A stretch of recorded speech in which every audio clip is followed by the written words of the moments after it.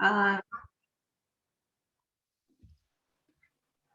okay, so I'm Violet, like Matthew said. I'm the Namibian representative for Phoenix Med Ed. And today we'll be having a talk from Dr. Israel Shingenge about what you can do with a medical degree, basically career progression in medicine.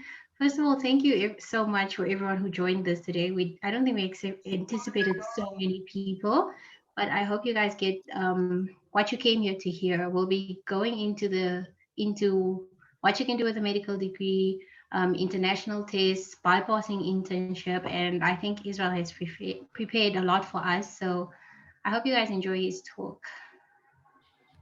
Let me begin.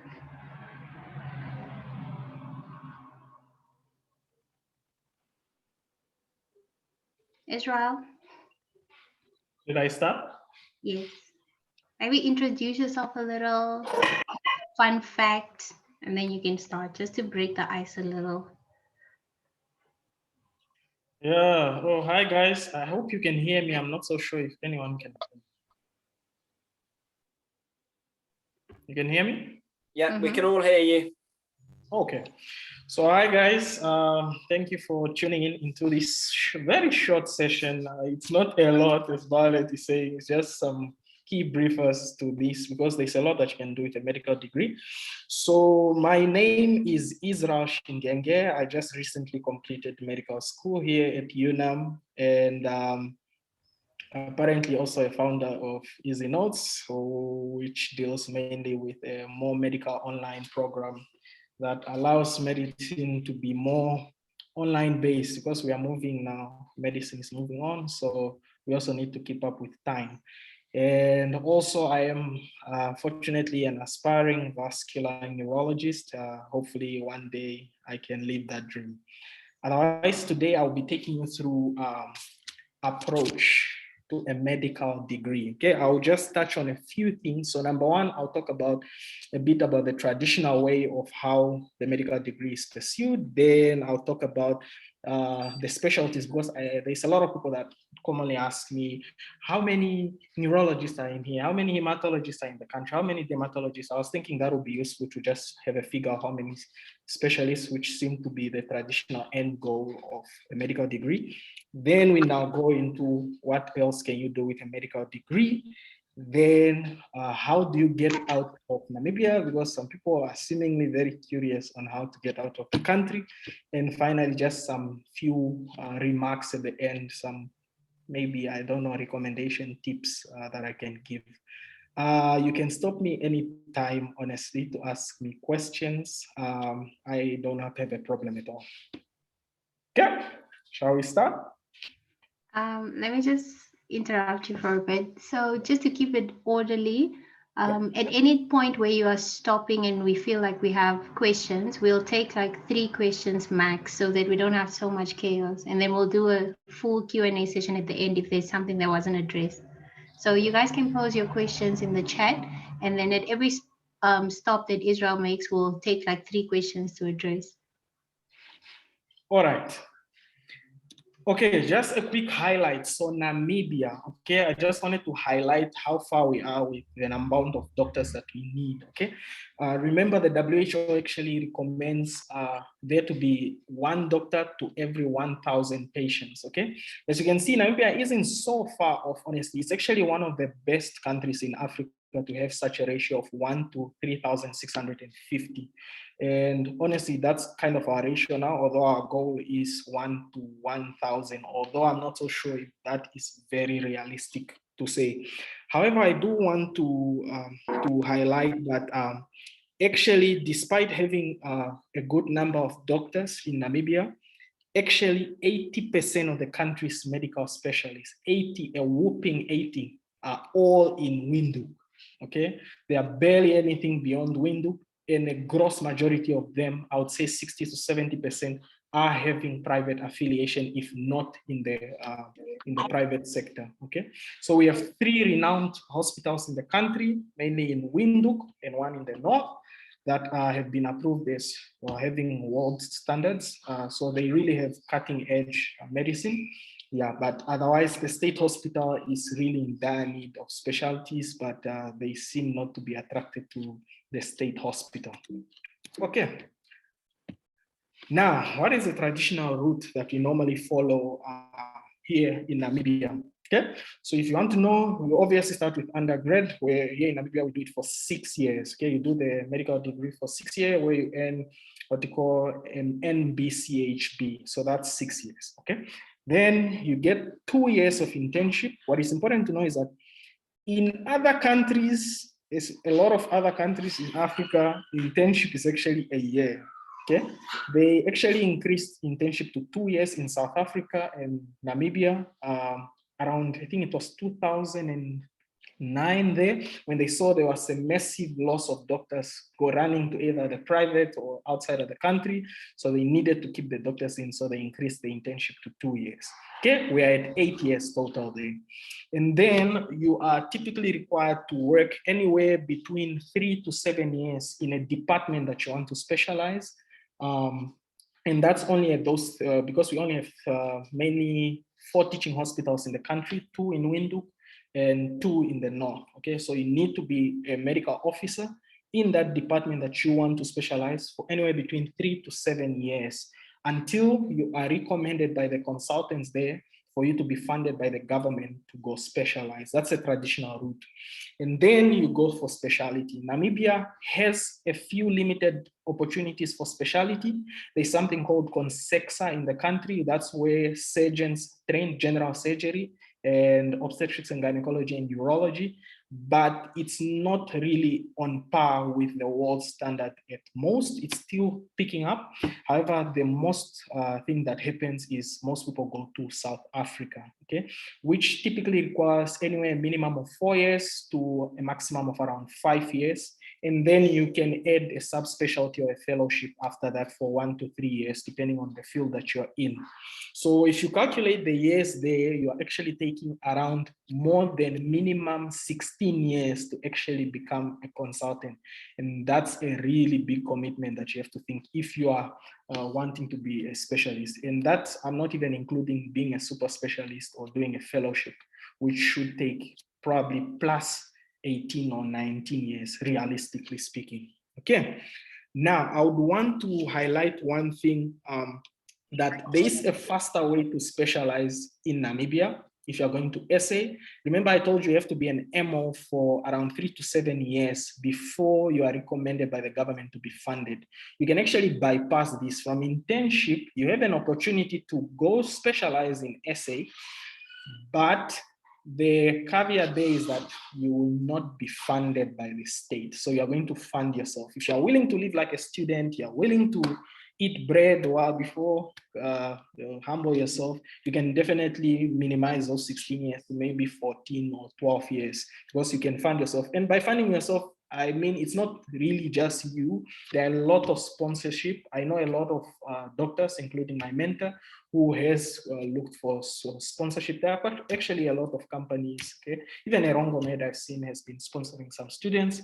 And in that way, you can be funded to go specialize there. It's just that, of course, you will not be having a salary during that time. And in SA, they are called supernumeraries, okay? Because you're just a pair of extra hands. They'll just get you in. You're just a pair of extra hands. They're not paying you.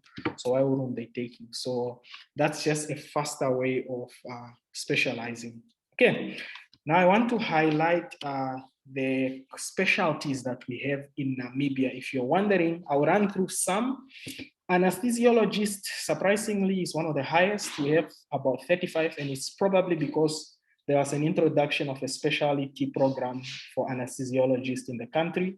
And so we have a whopping 35 or more. Okay, so these figures are either minimum or more because it's very hard to track all the specialties. I've tried to ask all the specialty how many, and they have made estimates. However, the figures really came from MedHealth, which is like the governing body for medical aids.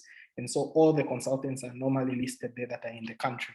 Okay, so we have a whopping 35 or more anesthesiologists in the country. Dermatologists are unfortunately only 6 or slightly more than that. Emergency medicine, there's only a single one in the state, which is just crazy, thinking about all the motor vehicle accidents that are in the country, and we only have one in the state, and it's in Windhoek. And there's two more, one in Lady Pohamba and one in the north. What is the hospital in the north? Medipark, sorry. Yeah. ENT, we have a whooping 7, but it's only one that is in the state. May have been another one that came, but it's not registered yet. Family medicine, there are definitely more than 21. There are a number of them, although not all of them stay in the state, unfortunately. Pathologists, where a lot of people never seem to want to look, there are only 9. If I remember correctly, 2 years ago, there was only one pathologist in the state, in the north, and she was complaining of overwork and saying there are opportunities for it, but no one seemed to want to pursue pathology. I'm not so sure why. In internal medicine, general internists actually a lot, but I can tell you 98% are in Windhoek, and only around 2% are outside of Windhoek, and those that are outside of Windhoek are only private. As we stand, there's no consultant in the regions or anywhere that I can think of. Adult cardiologist, we had one in the state in Windhoek. However, unfortunately, he left due to the poor infrastructure of the cardiac unit that was in. And so there are a total of 4 in the country, 2 in the north and 2 in Windhoek. Then we can skip gastroenterology. Neurology we can skip. There's actually one hematologist in the country. There may be a bit more, but one is listed. And then the process of medical doctors. It's organized by Phoenix Med. Sorry? Sorry about that somewhat. Can we make sure that everyone has their microphones turned off at all times? Thank you. Yeah. Okay, and for the surgeons, if you are thinking of becoming a surgeon, currently there are around 33 general surgeons in the country. Most of them are in private, probably less than 12 are in the state, unfortunately. Neurosurgeon, there are actually 8 of them in the state that also have private affiliation, although there should be anywhere above 8 of them in the country. Cardiothoracic surgeons, there are only 4 that are listed in the country. And of course, ophthalmologists are a lot, and they are in private. There is barely any in the state, perhaps less than 4 of them in the state. And then orthopedic surgeons are a lot, actually, but although a lot of them really have the state affiliation, so that's good, and with 2 spinal surgeons in the country. There is 3 plastic surgeons in the country. I know of all of 3 of them. There's 2 in Windhoek and a lady in the north in Medipark. Okay. And finally, there we have other states that you can go through there. We have a pediatric cardiologist, one who is in the state. Psychiatrists are anywhere above 12, and radiologists are anywhere above 19, although we only have, if I'm not mistaken, 2 cardiologists in the state as we speak. Any questions so far? Hi, I sent a question on the chat asking about how does one go about the specialty route? Do you apply for like a master's in science or a postgraduate diploma? Hope you can all hear me. How do you apply for specialty? Okay, so like I said, there's a long route and a short route. The long route is you complete your internship, then you become a medical officer in that department. Typically, they are supposed to study a lot, do a lot of research, then they write what we call primers. It's exams, sort of to, if you pass them, then you'll be recommended by the government to be funded. Or you can take a shorter route that a few consultants actually in our setting have taken, where you actually fund yourself. So you look for scholarship, whatever funding where you can get, and then you just go straight because you are considered a supernumerary in South Africa. That's for South African route now, where you can just go. So what you apply for is at any of the teaching hospitals, whether it's UCT, whether it's Stellenbosch, Wits, or any of the teaching hospitals with a medical school affiliation in South Africa, then you do what you call M.Med, okay, Master of Medicine, so in whatever specialty. So if you do maybe psychiatry, M.Med in psychiatry, which ranges anywhere between 4 years or 5 years. So you can look at all those. They have typically requirements that they want, and they are all different between medical schools, but they are generally, you need to have a medical degree and have done internship. Usually that's fine. Yeah, I hope I answered your question. Yes, you did. Thank you. Okay, should we move on?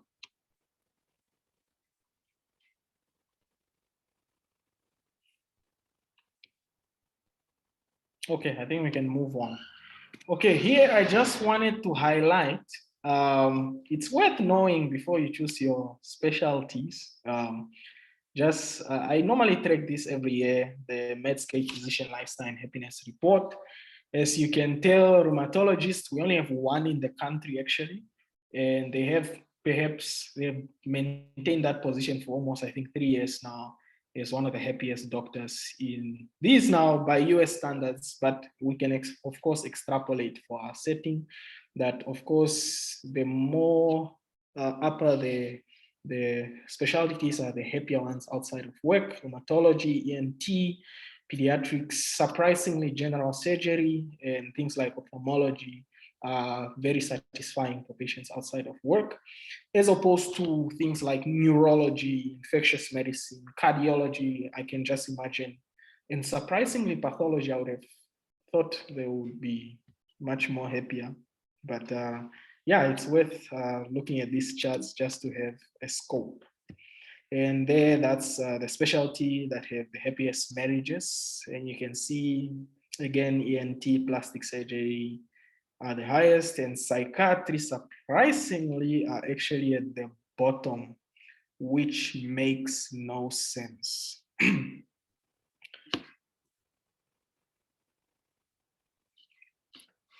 Okay.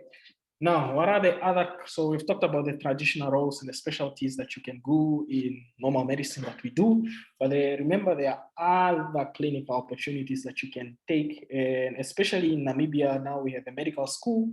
Academic medicine is becoming a very important thing. I'm seeing a lot of Namibian people don't really want to take up those positions, but those are actually a lead position. You get to do a lot of research. Typically, you have to have worked a certain number of years and well-renowned. I mean, academic medicine is the future because that's what drives medical schools and everything. So it's something to look into. And I've seen a number of posts offered at Medical School of Namibia this year alone, just for doctors who want, even medical officers, there are posts there that want to take up academic medicine.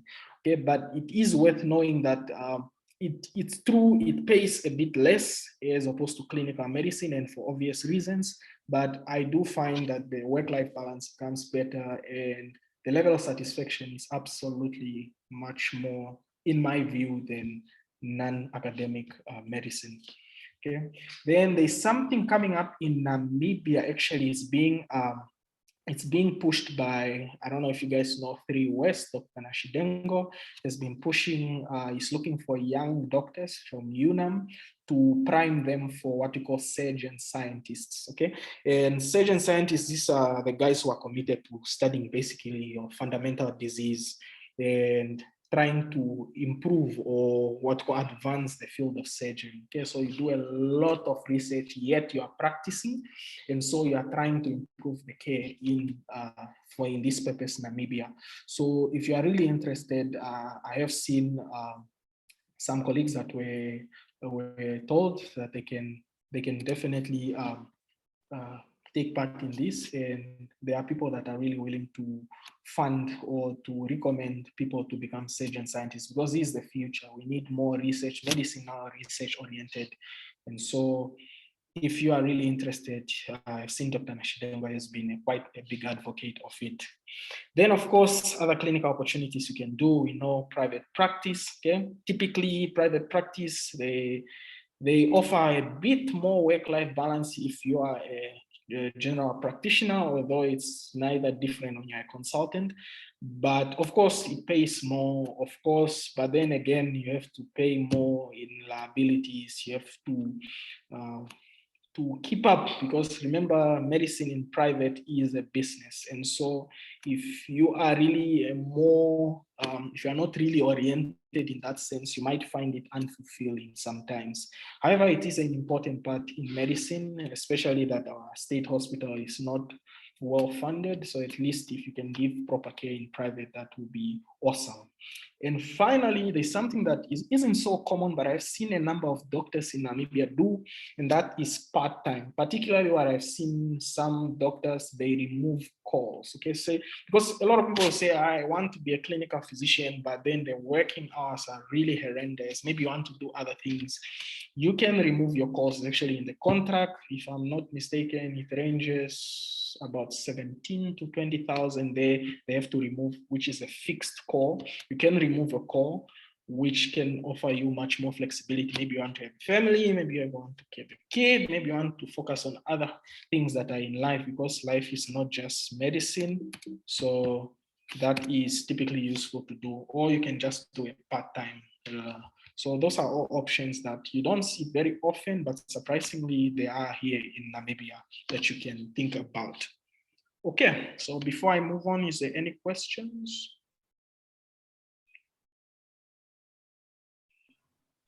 I actually had a question about just the statement you just made. So you said people can remove their calls. Okay, is that only in private practice or in state setting as well? No, this state I'm talking about. Private, you have in private, you essentially choose your hours. You have control over your hours. You can set yourself up however you want. But in the state, you can definitely remove your calls. Like there are doctors, a number of doctors here that just come for the ward rounds in the day, but they don't do calls.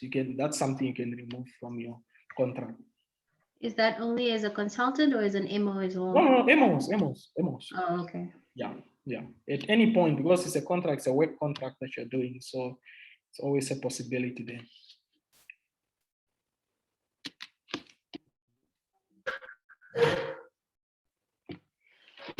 Okay. Now, in the absence of other questions, let's go to what else can you do with your medical degree? Okay, now we have highlighted a lot of the traditional things that you can do with a medical degree. And now we want to see what else. And the best way to do is to see people that are actually leading the field of what else that people are doing. So the first concept that I want to introduce, and this is something surprisingly not so common here, but I know a few of them, but they asked me not to mention their names, and it's what we call physician entrepreneurs. Okay, physician entrepreneurs, that means these are people that studied medicine, but then pursued other things to better the medical world by being entrepreneurs, solving problems in whatever realm or field of their liking. Okay, in Africa, there's an Ethiopian lady called Titiza Tefera. Okay, she is the founder of a company known as M10. It's actually an SMS-based application that provides tailored maternal and infant care information to women with the use of simple text messages. That M10 company is tailored towards providing information on prevalent feelings associated with pregnancy, dietary tips, and visitation notification, among another, while at the same time being inclusive of the spouse with the specific tailor-made messages. Thus, M10 allows the partners to take part in care and the well-being of their expectant partners and ensuring that abnormalities are detected in time. So, I mean, you are looking at doctors that have decided to become medical specialists. That's a moment. Hello, that's a moment. Yeah, so doctors that have decided to use their medical degrees to start other businesses, because typically you have a lead advantage if you're a doctor for investors and for knowledge base wise, you know what the problems are and you solve them. So Tizita Tefera is an Ethiopian lady that has done. Another lady is Miss Nkolise. I'm not so sure if you've heard this, a South African actually. She's the founder of the company iMedTech, okay, which is a medical innovation startup which produces actually prosthetics for cancer patient and burn victims using additive manufacturing to fabricate prostheses with 3D modeling software and layering materials. So what she has been doing is really supplying these prostheses at a lower cost to her. She's actually aiming, she said, around 1,000 South African women to be delivered with this who can afford it, who cannot afford it. And it has really replaced a lot of these other much more expensive prostheses. And prosthesis is something that you can definitely introduce in Namibia, seeing how many disabled people that are. And then finally, perhaps most of you know, okay, maybe second last, Dr. Maria Falimer. This is essentially the doctor that is a world-renowned doctor, essentially, that walked away from medicine and she's pursuing other things. She's a doctor, she's a writer, she does literature, she does all these things that you're seeing here. So she has been very active in motivational speaking and other extracurricular things that may be useful to do outside of normal clinical medicine. And she's really inspirational. You guys should look him up. And finally, I'm sure everyone knows Dr. Adana. I mean, she's a YouTube sensationalist. She is a medical doctor, a motivational speaker, digital influencer, and entrepreneur. If you don't know, in 2019, she left clinical medicine and she co-founded a company known as Medics Abroad, which is just an organization that helps, that is redefining medical education travel experience in Africa. It's actually a very good company. You guys should look up Medics Abroad. And those are, I'm just showing you common people that are in Africa. If you are thinking it's only abroad that these things can happen, these are all people. And there are many more people that are being physician entrepreneurs, even in the country as we speak. Okay. Now, another thing that you can do actually is medical legal doctors. I have talked to a number of lawyers and they are saying this is a field that doctors actually need to enter, especially as you're reading down there, the Health Profession Council of Namibia revealed that 109 cases of medical negligence has been reported to them from the 1st of April 2017 to the 31st March 2019. In a single year, you have 119 cases of medical legal negligence. Okay, God knows how many more went unreported. Okay, these typically you need a medical degree because then you either have to be a specialist or you do medical law, which is again a degree that you can add. You can study it in SA anyway. And typically you deal with defending clinical negligence claim, providing emergency advice to healthcare professionals, being involved in alternative dispute resolution. You can provide expert witness to claims or defense made. I mean, it has a whole range of things that medical legal doctors do. This is very, very important because it's something very rare in Namibia, but something that is on the rise. Actually, medical negligence and patient awareness has been on the rise lately in Namibia. And if you can go in this field, I'm telling you, you are never going to run out of clients because a lot of people are becoming woke now of all this negligence. And this is a field, if I were you, I would be looking really, really into medical law. Okay. And then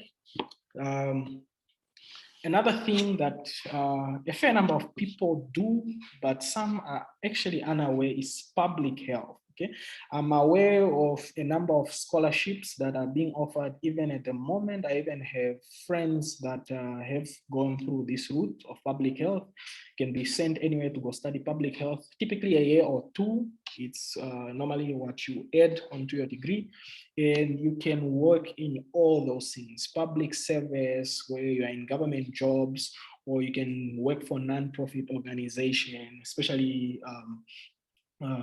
even WHO. I've seen patients work, doctors working. I've seen a number of prominent companies, NGOs, that people actually work for it.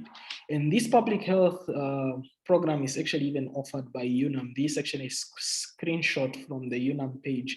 This is actually something that is even offered by UNAM. And this is what a lot of doctors are not looking into. Public health is a very big medical crisis. We're having a crisis in medical health. If you can get up there and start changing the policies and all these other sectors, you can start influencing patient care at a much bigger scale than you are going to be able to help patients at a clinical level where you can only help so many patients. So this is something to look into. There's academic public health, there's private, there's a lot of entities under public health that is really, really useful to know.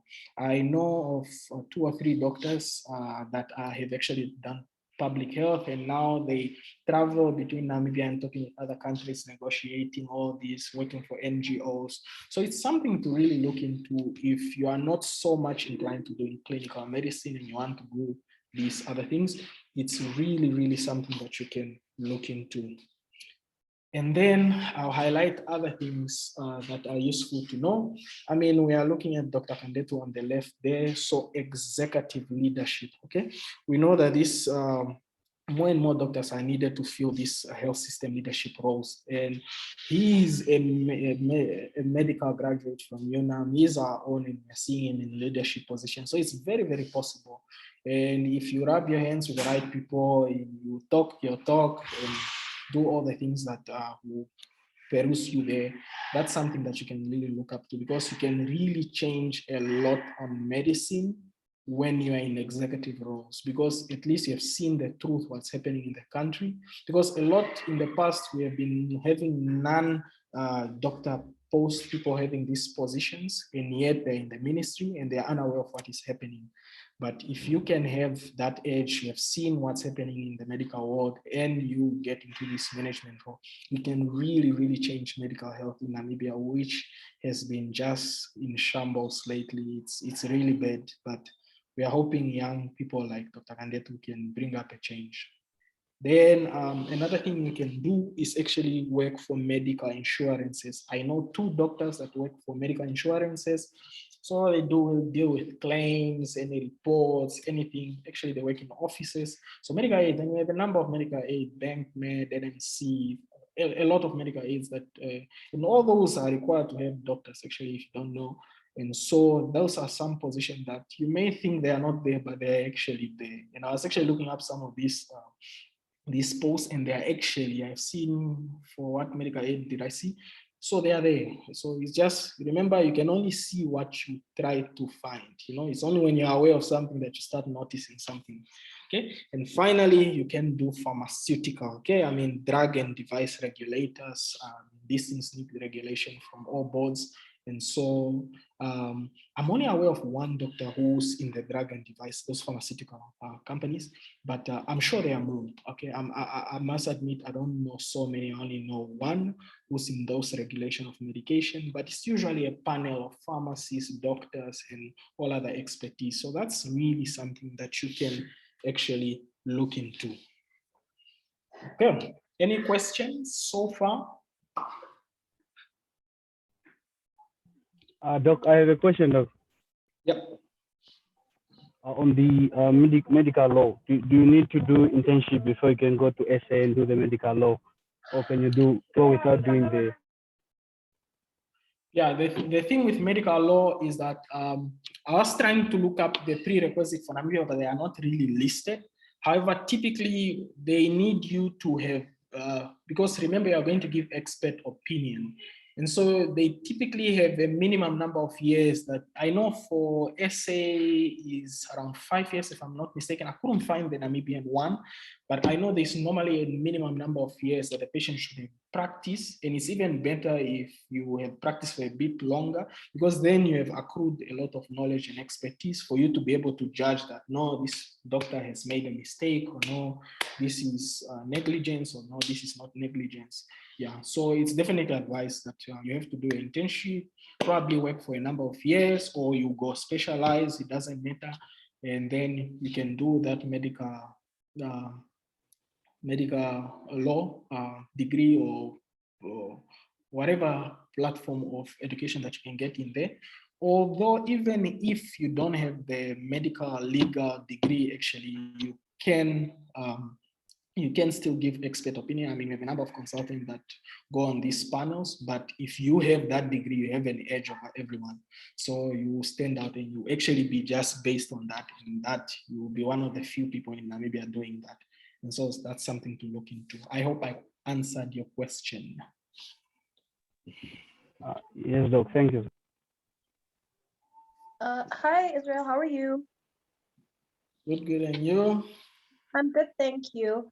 Thanks so much for Yeah. the presentation. The question I had, I posted in the group. I just basically was asking, as amazing as these opportunities are that you've mentioned, and like some of the amazing examples of like what some doctors are doing, I was kind of wondering, is there anything else besides what you've already mentioned to us so far in the presentation that is our path that we can go down when it comes to our using our medical degrees? Because like I do see the options that you've given us and it does seem quite diverse, but I was wondering if there's anything more. I don't know if I want to use the word for the common man and woman, but like other routes that also feel a little bit more attainable for some of us who don't have a lot of confidence when it comes to this path that we've chosen. Yeah, I'm not so sure if I get, by more you mean like in what realms are you talking? And by less confidence, what do you mean? Okay, when I say less confidence, I mean routes that you can still go into having a degree in medicine, but that aren't necessarily like directly medical related. But it's still something your degree can go into. I'm not really grasping the question because Okay. I highlighted the clinical and these are the non-clinical ones. They are not so clinical. I mean, the non-clinical are endless. That's the thing. I've highlighted the most likely things in Namibia. There is definitely a wide range of other weird things that people can do. I agree. But in Namibia per se, I don't think there's really much. I mean, I have seen, although it's not a full-time job, I have seen doctors working on gym membership, sort of overlooking, I don't know if is it physician, like these health and fitness companies, like, or if you have maybe a protein powder or something, just to have an expert opinion of the doctors, or. But I don't know, a lot of these things you have to hunt for them because they are not traditional, you know? Yeah. So you definitely need to grow a bit more. But I mean, I don't think you really need a lot of self-esteem, especially for things like medical aid. Those are just posts, they don't even require a number of years or anything. As long as you have a degree and you've been a doctor, I mean, I don't think you really need a lot of self-esteem per se. Yeah, I think the way I meant the question was maybe like, for example, the way you gave the, sports as an example, or one thing that I had been looking into, because I know a doctor who did this, was like she had finished her degree in medicine. She wasn't really keen on continuing with it because the way that she studied it, she felt wasn't very fulfilling in terms of actually taking care of patients, especially in the setting that she was in. And she ended up going into, for example, life coaching. Which is not necessarily something that you would directly relate to a medical degree per se, but it still has some, to me, relevance. So that's why I was asking, like, kind of along those routes. Oh, okay. Actually, now you reminded me this. Yeah, that's a good one. Definitely, you can use the degree to anything. And that's encompassed, especially under medical entrepreneurship, because I do know South African doctors that have left clinical medicine. It's not really a requirement of the degree per se, but it helps in credibility reason. I mean, there are people who have done a lot of journaling or blogging on medical related terms or medical sort of news, giving tips and whatever. So by saying I'm Dr. Who, it helps. I've seen South Africans that have formed even YouTube channels that are actually growing, surprisingly. Like that, it's not a degree that is really a requirement, but it helps in terms of credibility and people trusting you. Yeah, so I agree. Yeah, thank you. Yeah, thank you very much for that. Okay, shall we move on? Maybe you can address the two questions in the chat, and then we can move on. Let me try to. Can you just read them out? I'm losing track. Okay. Someone asks, towards specialty as well, does one need to work after specializing in another country, or can one come back after completing the IMMed? Yeah, or like say you studied in South Africa, the easiest thing is to come back actually, because if you are trying to remain in South Africa, then you have to go through, because then you have to get the council to approve you. Then I would say coming back would be the easiest thing, because here there is way more need as opposed to SA. And if they are probably going to take you as a consultant, they'll send you to the regions that are really most in need, and you might be wanting to be much closer. So upon specializing, it should be fairly easy to come back and take up, because posts are there. I mean, even the minimum things like, I think last of last week, obstetrics and gynecology or Shakati just released that they need a consultant, but there seems to be just no one that is coming up to apply for this thing. So posts are there, because the whole healthcare system, how it's structured, it has like a structure, then posts. It's just that there may be no people filling up those roles. Like I said, a lot of people are in private, but upon finishing MEd, you come back. Mm-hmm. Okay, I think that answers the question well. And then someone else wants to know, after leaving clinical practice for a number of years to pursue other careers, can you come back to do clinical medicine again? You can, but I think in Namibia, I have to remember, it's anywhere 5 or 7 years, where if you cross that border not having practice, you have to be assessed by a board of doctors to reapprove you back to clinical medicine, because they are assuming you would have forgotten a lot of things and medicine would have actually moved on. I'm just not sure if it's 5 or 7 years, but they say number of years once you cross it, or is it 4? You can come back, but you have to go through a board and so all of assessments before you are released back into clinical practice. So in theory, what you're saying is the person would have to be reassessed to see if they still have their clinical expertise. Yeah, because medicine. Does that mean going back to internship, or you'll just have some kind of assessment like a test or something? Well, the way the HPCNA works is actually in very interesting ways. Okay, I mean, there will obviously be a board. There's a whole system. I'm just not aware of the steps very well, but I have heard of a case like that where there was a board of doctors and they assess you on all the realms of obstetrics and gynecology, whatever, all the realms of immediate medicine that are important, to see if you still got the information, then they approve you. Of course, upon failing and they see you are not really competent anymore, there will obviously be opportunities for things like they'll send you back to internship or not, but you do not go back to medical school. Okay, that's good to hear. Okay, then the last question, are there any opportunities in occupational health?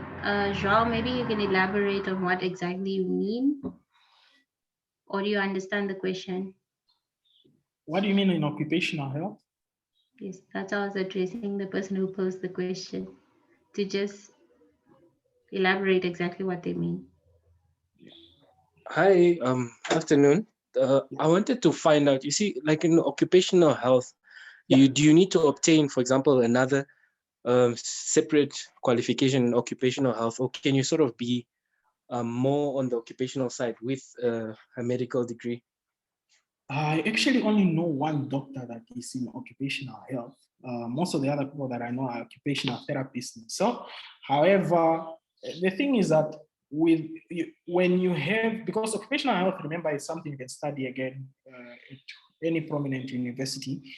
Remember, whenever you have, it's like medical legal, you can do it with just a medical degree and your expertise, but the more things you add to validate you, you stand out more. So obviously, if there's no one who has an occupational therapist degree or diploma, then they'll take the next possible thing. But if you have it, definitely rank higher up and you are actually the right person to do it. But definitely all those things have platforms for studying.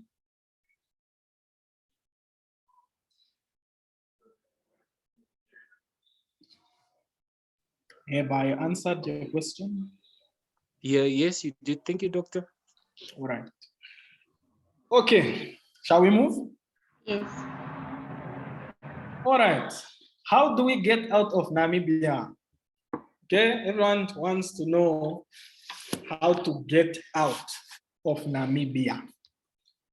Shall we continue? Yes, we can. Okay, so I'm going to highlight countries that are fairly accepting of international medical graduate, what we call IMGs.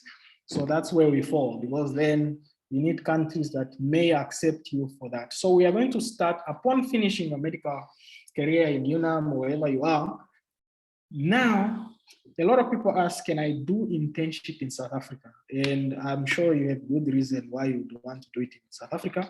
However, according to, if you see currently on the website of UCT and any of the prominent universities, it states that the thing is that internship in SA as a Namibian is possible. Okay, I know one or two people that have managed to go through, but it's definitely very, very challenging, very, very challenging. The same way where now a lot of foreigners that are not Namibian struggling to get into the Namibian internship. It's possible technically, but people always take their own people first. Then they'll give any extra spaces. But now SA has been in the news even this year actually that they are struggling to employ a lot of interns of their own that are sitting at home. Okay? And it's very unlikely that they'll take foreign people before their own people. Okay, and so this is the statement that they listed for internship abroad. No visiting qualified medical practitioner will be considered for internship training in South Africa as from 2001, with the exception of persons from SADC countries which do not have accredited facilities of internship training. And unfortunately, in Namibia, we have 4 accredited facilities for internship training. And so the same way they don't want to take Namibian students for medical school anymore is the same way they don't want to take for internship. And it's only fair, honestly, because there are those countries that may not have accredited facility for internship training, they should be considered more. But I just wanted to highlight that question. It's possible technically if you are using perhaps backdoors, but realistically speaking, if you are not a South African, if you're a South African resident and you studied here, it's possible. Definitely that should not be, or you have permanent residence there, it's possible. I have seen Namibians that have claimed their citizenship, claiming that because Namibia was a colony of SA in the past, I have seen things like that. However, in the gross majority of overwhelming of people, doing internship in South Africa will be very, very hard to get in if you ever get in. Okay. Now, I want to highlight the United Kingdom and associated countries around there of how people from Namibia can find their way to becoming doctors in the United Kingdom. Okay. So, of course, the requirements, number one, you have to have a medical degree, okay? The internship, doing internship here is not necessarily necessary, although it may be helpful, and I'll explain a bit.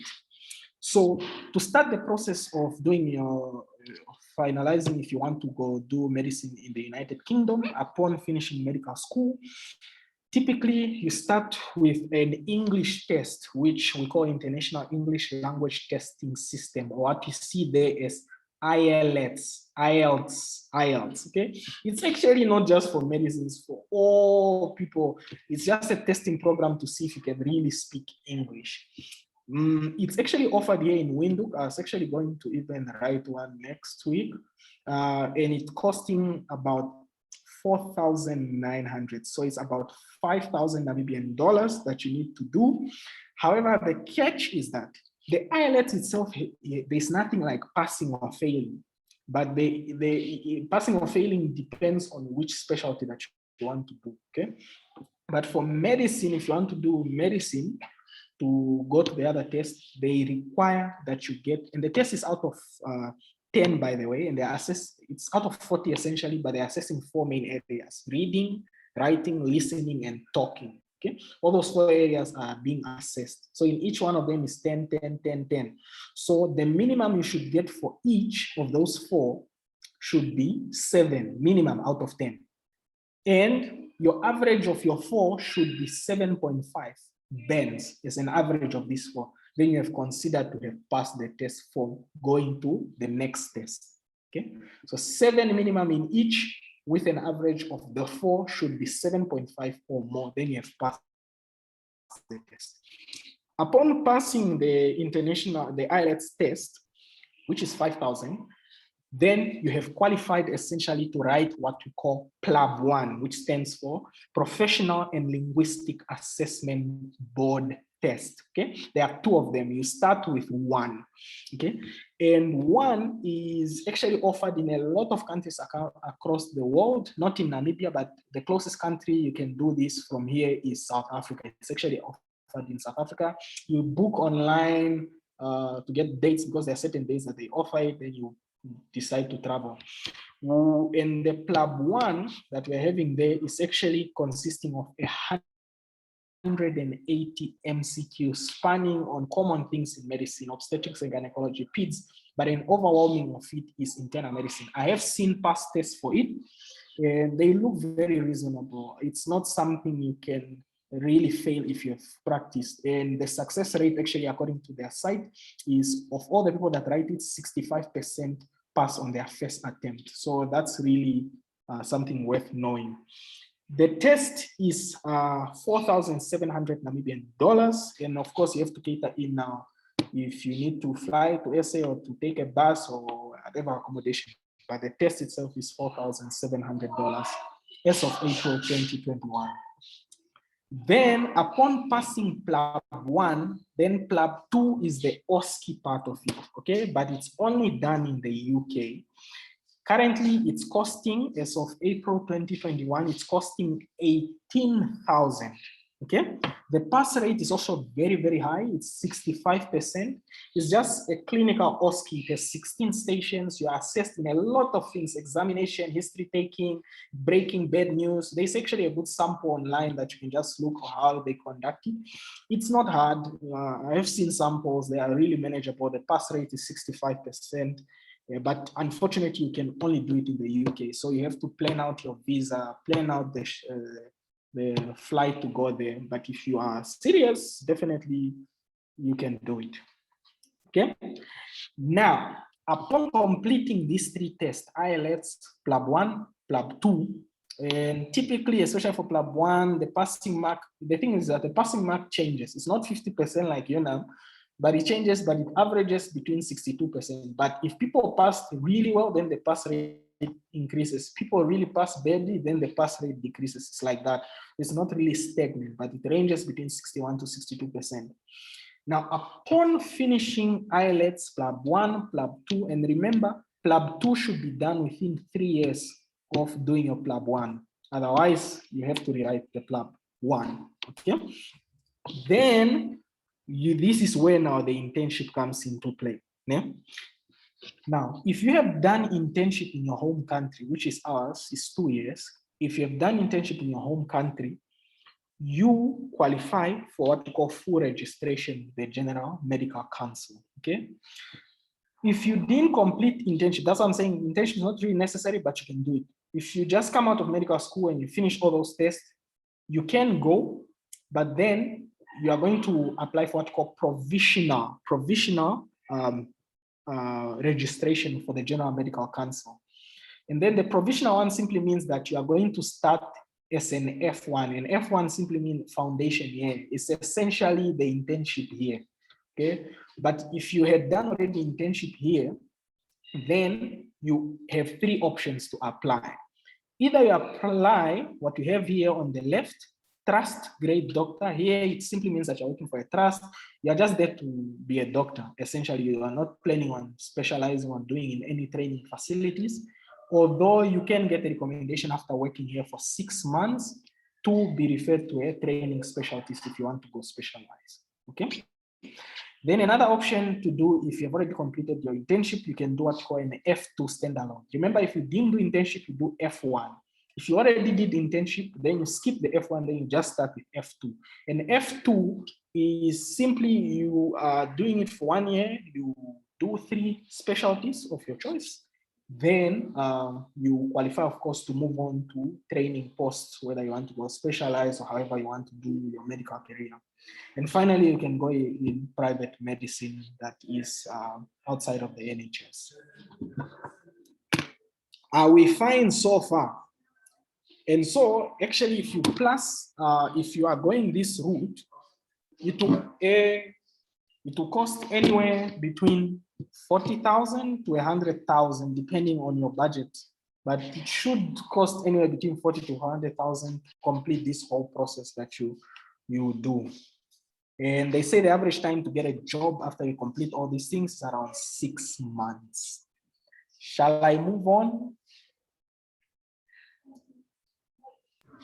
Yes, please. We've decided that you can just complete your presentation and then we'll do a Q&A at the end so that we don't miss anything and hold people for too long. Okay. Then quickly, Australia. Okay, Australia will be very simple. Okay, Australia is coming up a lot in a lot of doctors running there, and it's because they have higher compensation than any of the two countries.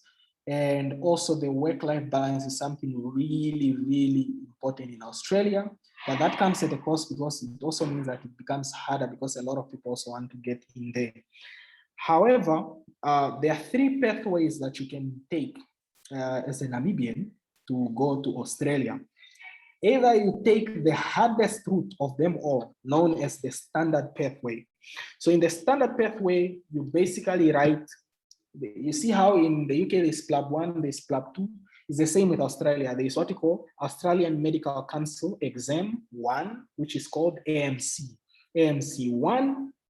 But while the PLAB 1 has a 65% pass rate, Australian Medical Council has only a 55 pass rate.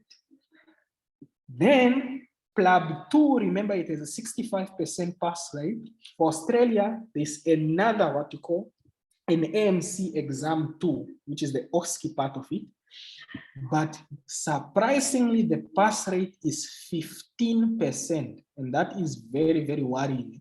Like a lot of people fail, so much so that they don't release the percentage for pass rate anymore. So it's something to think about. However, this using the standard pathway where you are trying to challenge those exams, 1, 2, if you want to do that. And another thing to take in note is that the AMC exam 1 is very expensive. Remember, PLAB 1 is 4.7 Namibian dollars. AMC 1 is a whopping 30,000 Namibian dollars. Then AMC 2 is a whopping 54,000 Namibian dollars, while PLAB 2 is 18,000 Namibian dollars. So that's something to take note. Now, my advice for those that want to go to Australia, because it's really good to go there, you should go through what you call the competent pathway in the middle here. So what that does is that if you decide to do PLAB exam, you are exempted from doing Australian medical exams.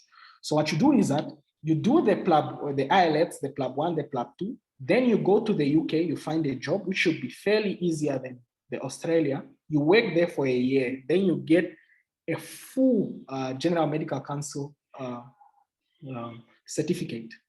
Upon spending there for a year, you are exempted from all these tests to apply to Australia.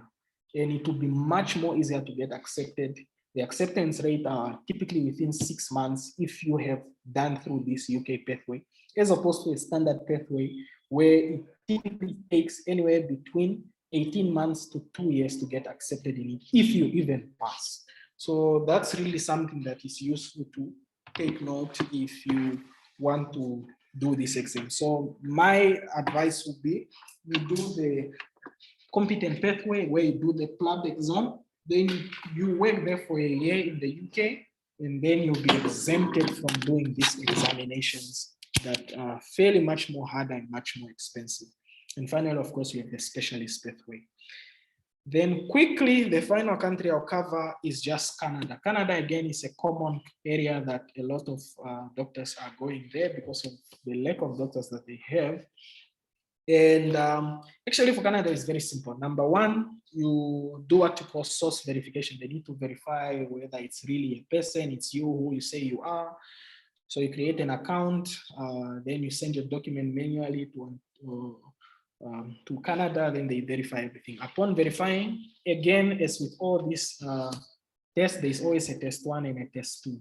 Only that this one is called now MCCQE1, which again is a multiple choice question. It's spanning through all common things in medicine, and then you write it. Then upon writing it, you can only rewrite it 4 times. Upon that, you are disbarred. You can't rewrite it more than 4 times. And if you pass it, there is no rewriting to increase your mark. Then if you finish MCCQE1, then you qualify to do what you call the National Assessment Collaboration, the NAC. That's the OSCE part of it, is the practical part of it. And then you can with these 2, you can go to Canada. You can apply for a job, you can go to Canada.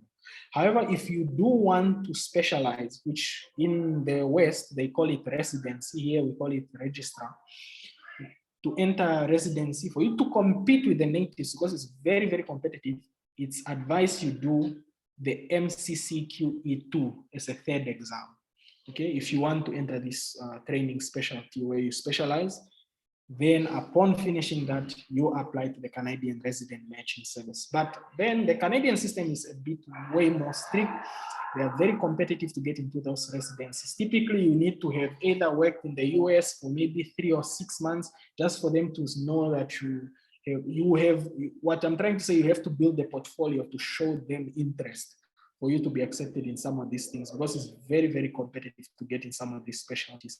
And you may have, and of course, forget already the competitive specialties like dermatologists, neurosurgery, and whatever. Okay, I mean, most international medical graduates match into things like pathology, internal medicine, those smaller specialties. Okay, I think I have highlighted everything. Now I just have some final remarks. Okay. My final remarks is that choose a specialty that is, for Namibia now, choose a specialty that is either uncommon, okay? Or if you are choosing a common specialty, look into super specializing for Namibia, because specialties are becoming more and more now in Namibia. And then specialties may be in need, but they are very costly to the state, or it may not be well compensated for the skills that you have. Do your research on the private market, because it's not always an end way out. Don't think because I specialize, I'll always get a job in private, because there's a lot of consultants also that have been there for 20 years and you are just coming there for a year. Okay? So be realistic with your aims. And then the number of consultants in the country may be low, but it may also mean that the number of patients that are needed for those specialties, because there are some specialties that are very rare and for good reason in Namibia, because you may not have the amount of patients or the equipment available here to have those patients. So also look into what is really practical in the country. Okay, they have listed the highly demanded medical specialties in Africa as we speak in 2021. Okay, there you can go through, those are the listed one at Texila. You can go through what is really needed in Africa. However, we mentioned the uncommon specialties in Namibia. Look into forensic medicine, something to really look into. Pediatric surgery, we have a lot of pediatric patients that are being referred to South Africa for operation that may just be done here if we have pediatric surgeons, or subspecialties for pediatrics, pediatric neurology, pediatric cardiology, one have one, and more. Okay. Internal medicine, if you are looking into it, look into the subspecialty. We only have one pulmonologist in the country, and he's getting very old, so that's something to look into. Endocrine, something very rare here. I know only maybe 2 endocrinologists in the country. Hematology is only 1, rheumatology is only 1. So those are things that you can look into. I also want to highlight that the whole notion of needing doctors is becoming more and more distant, okay? Now, I'm not saying we do not need doctors, but I'm saying that the more doctors that enter the system, it becomes harder to afford them. And so naturally, either compensation declines or it doesn't increase and competition rises. So what I'm trying to say is start thinking about your future in things that are much more. Don't just be like, okay, I just need to specialize in whatever. Be very, very active in thinking about other things that you can do in medicine apart from just using your medical degree. Okay. And I also wanted to highlight that in the end, we are the future of medicine. You can choose to go the path of many, or you can decide to take another way. The unknown, and perhaps if you take the unknown paths, you may inspire more people to pursue the same. All in all, whenever you are in the world, wherever you are, as long whether you are with patients or indirectly with patients, you are saving lives. I thank you.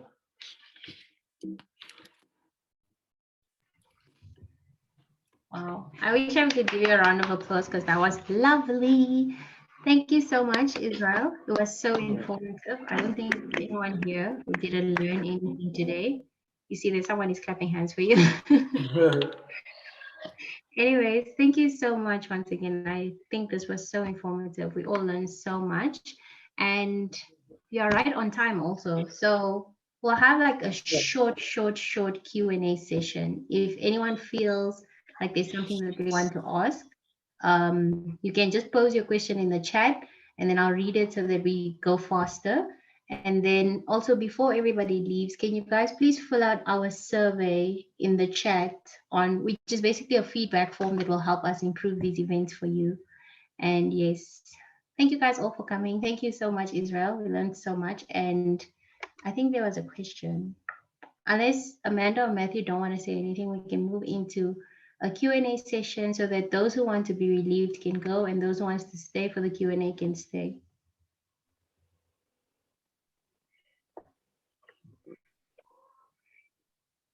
Wilbert, just hold on. Amanda, Matthew, do you guys have anything you want to say before we go into the questions? Just a massive, can you hear me? Yes, we can. Yeah, okay, perfect. Just a massive thank you to Israel for coming here today and giving us such a different and unique perspective from Namibian who has been through all of like this career pathways and knows a lot of people who have been undertaking this different and alternative career paths in medicine. So I think it was quite interesting for everyone to see how it is to apply to other countries and what other routes you can take within medicine. So thank you so much for taking some time off your busy schedule to talk to us today on a Saturday. And massive thank you on behalf of Phoenix Med. Thank you. Yeah, just to reiterate what Amanda said, we're really, really grateful for you. You know, it's just really interesting. We work with all sorts of people all over the country, all over the world in the UK, and it's really interesting to hear the sort of processes that people need to go through and the complexities. And likewise for us, we're always wondering where in the world can we work, and definitely be inclined to go and spend some time in Namibia. So thank you very much for your talk. If you could fill out the feedback forms, we'd be very grateful for that, and we'll pass all of that on to Israel.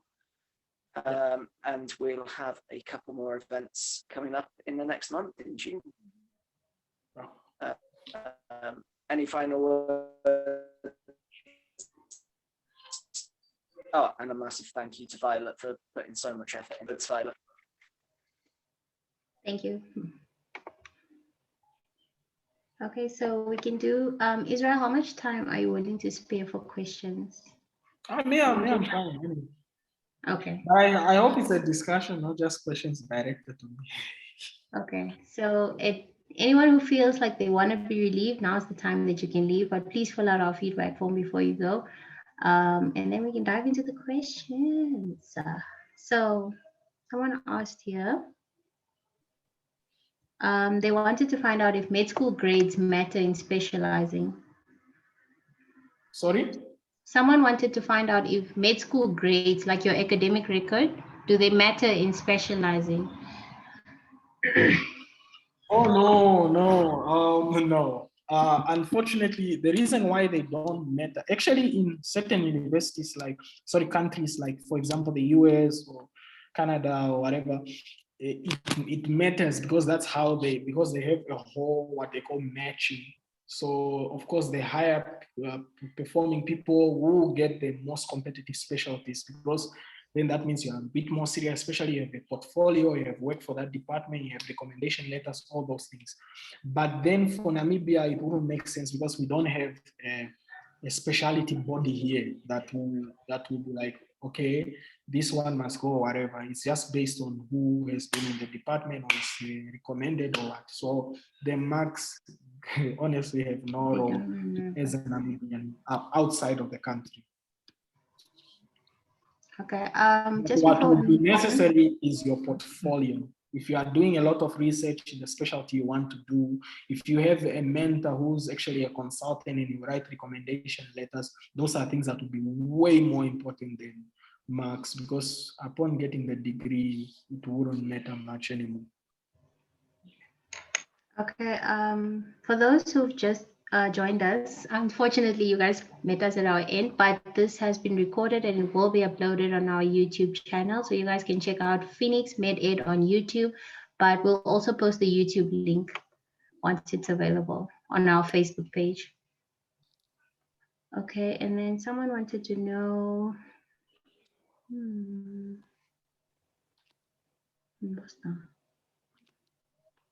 okay, what are salary scales for doctors in Namibia, both specialists and general? By that, I'm assuming they mean MOs. Like how much physicians are compensated? Yes. I think I had released this on the blog. Let me just try to pull it up because I had compiled it. I'm not so sure, should I go through or just? I think we can go through, or you can just give us a general overview and then people can go check out the blog if they want more info. Yeah, I think it's best to go through because it really depends on the grades and whatever, but I've highlighted it on that. But I don't know if your link in the chat. Oh, can I send it to you? Then you send it to the, because I don't have a direct way to. Okay, that's fine. Yeah. I'll share it after the. Okay. But if you want me to go through it, it's fine, I guess. But I think we have a lot of questions. No? Okay, we can move. I think we can go through it. The questions aren't that many. Ooh, let's see. Can't find it anymore. Okay, we do know already that money medicine. It's funny, I can't find it anymore. It's interesting. Okay, but I can generally go through the numbers quickly. What I know, but remember, salaries differ. I mean, it will depend on the number of years you've been working. Okay, if you are in, but generally speaking, after you finish your undergrad, you do internship. As we know, internship now it's not called a salary anymore; it's just an allowance. That's how they made way to eliminate the salary. So your internship in 2 years, the gross is around, if I'm not mistaken, 28,400. Then the net is around 21,000 Namibian dollars and some more hundreds.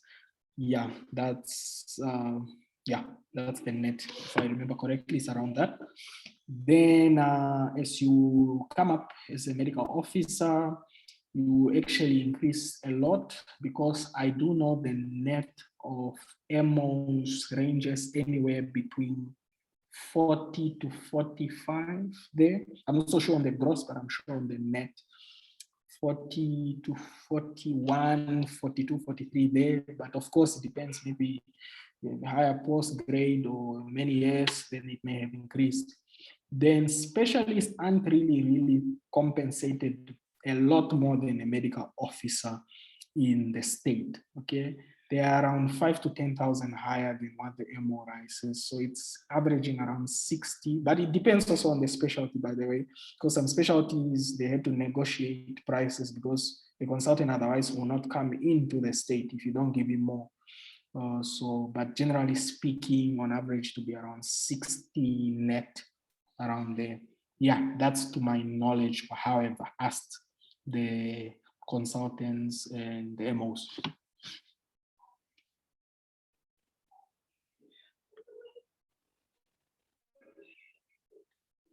I'm done.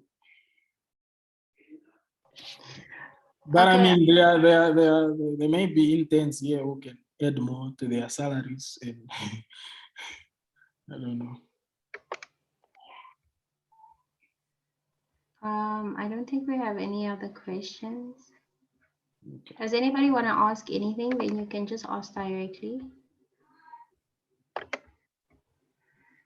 I'm trying to share the link to your site.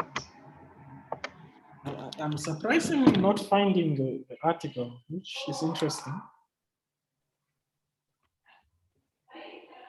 But I'll look for it and send it. Yeah. Yeah, I found it. We can share it in our event page and on the Facebook page as well following this. Yeah, no problem. Good afternoon. Good afternoon. Yeah, thanks for the informative presentation. My name is Billy. I would want to find out with regards to, there's a program I think called COSEXA that's running, training maybe surgeons and so on and so forth. Yes. What do you think about it? Is it something that a person can invest into? Do you think it's the recognition? Do you think it's something that can easily set you apart, or it's just one of those things that are, you know? It's actually a very, very large, I think, because it's actually a conglomerate of East Africa, Southern African doctors.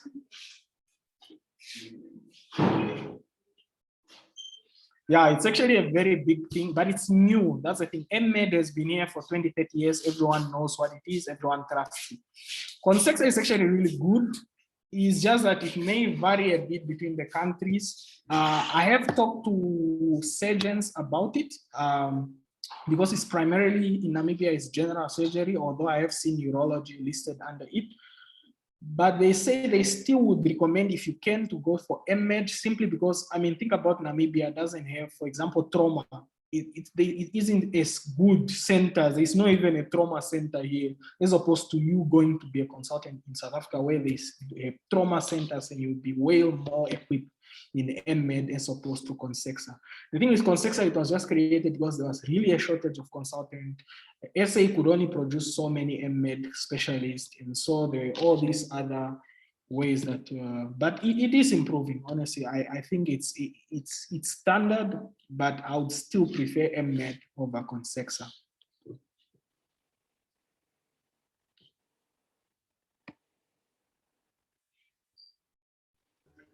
I had a question.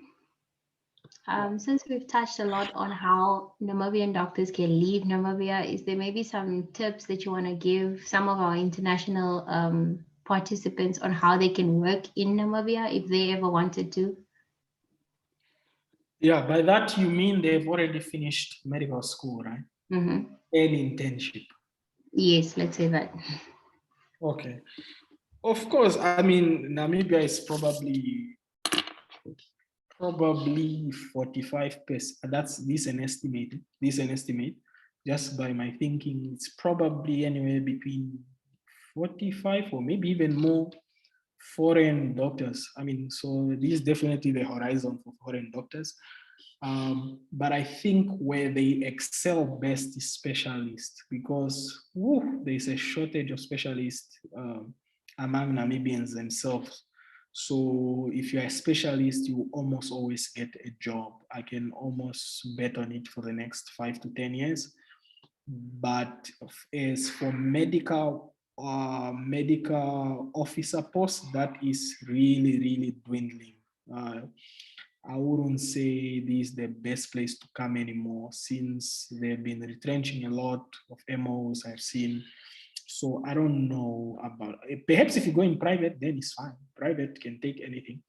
But in the state per se, yeah, unless you are really willing to go to places like the districts, the rural areas, because they Namibian doctors don't want to go there. And that's the same thing that is happening in the UK, in Canada, in Australia, is because the doctors do not want to go to the rural regions. So if you are willing to sacrifice that, then I think it's possible. And again, it's portfolio. I mean, if you have research backing you up, or anything to stand out against all the masses that are applying, then I think it's always beneficial. Okay, Doc, you mentioned something about retrenchment. Is that in reference to like foreign non-Namibian medical doctors, or even the Namibian medical doctors that are being retrenched? That's the best question. And let me not call it retrench, because I'm not the one doing this. This is off the record, by the way. It's just that they normally get contracts, like 2-year contract, whatever contract they've signed. And I've seen some of them, their contracts have not been renewed. That's what I mean. And that's for the foreign doctors, not for Namibian doctors I'm talking about. Okay, my other question is with regards to the exam for internationally trained medical graduates.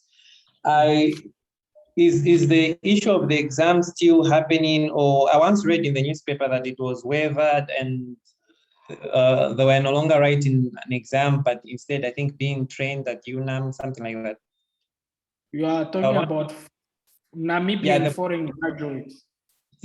Yes, Namibian foreign graduates. They have been assessed. There was even a test is it in April or is it March? They have written. It's just that upon failing, if you didn't manage, then you enter, I don't know, is it a 6 months or 8, something like that. I'm not so much knowledgeable on that area, but I do know that they enter a sort of training period. Once you complete it, then you just become an intern. But I stand to be corrected on that. But yes, I know someone that recently wrote the test. And with regards to those ones that are already registered in a foreign country, like but you're Namibian, you want to come back to Namibia as an MO. Yeah. Say, for example, you're a Namibian and you work as a medical doctor in another country, like for a year. Can you then return to Namibia as an MO, or should you have worked in that other country, like post for a certain number of years? Assuming you have done internship in Namibia, then you went. No, you did internship in another country. Then you decide to come Namibian. back. Yes, you are Namibian, you want to work in Namibia. What would be the procedure? Okay, I'm not so sure on the procedure, but I have had cases of people that went to go do internship somewhere else, but it was just a year. And that's a problem with the Health Professional Council. They do not acknowledge internship of 1 year. And so they may either have to reassess you, take you to internship or something. There usually is certain repercussion, but I stand to be corrected on those matters. But that's just what I've seen. Because the internship is 2 years, if you have completed in a country where it's 1 year, they may not recognize you here.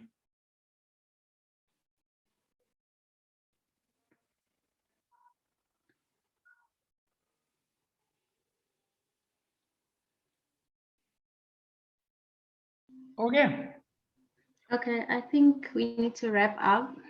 Yeah. Thank you so much, Israel, once again. How can people contact you if they have more questions? Because I think you don't have social media. No, there is social media for Easy Notes. Okay, yes. Easy Notes on Instagram and Facebook. But I can be WhatsApped anytime, 081 400 3100. Just repeat that again for the people in the back. 081 400 3100 on WhatsApp. Okay.